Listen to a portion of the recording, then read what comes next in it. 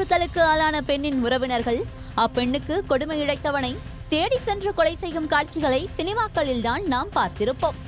அப்படியான சம்பவம் ஒன்று ஆந்திராவில் அரங்கேறியுள்ளது.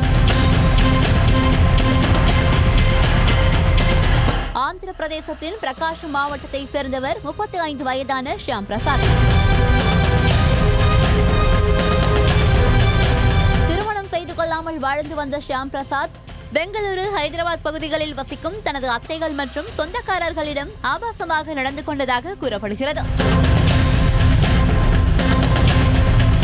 இவரின் இந்த நடவடிக்கையை அவரது தாய் லக்ஷ்மி பல முறை கண்டித்துள்ளார். ஆனால் தாயின் கண்டிப்பை பொருட்படுத்தாமல் தனது பாலியல் லீலைகளை ஷியாம் பிரசாத் தொடர்ந்ததாக கூறப்படுகிறது.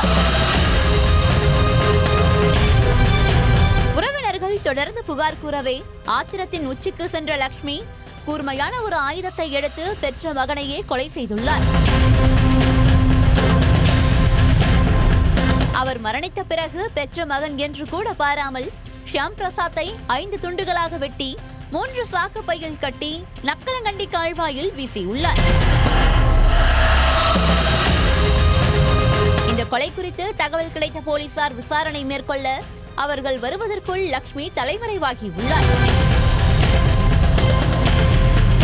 அவரை தேடும் பணியில் ஆந்திர போலீசார் தீவிரமாக ஈடுபட்டு வருகின்றனர். இந்த நிலையில் மகனின் ஆபாச செயல்களை பொறுத்துக் கொள்ள முடியாமல் பெற்ற தாயே அவரை கொலை செய்த சம்பவம் அப்பகுதியில் பரபரப்பை ஏற்படுத்தியுள்ளது.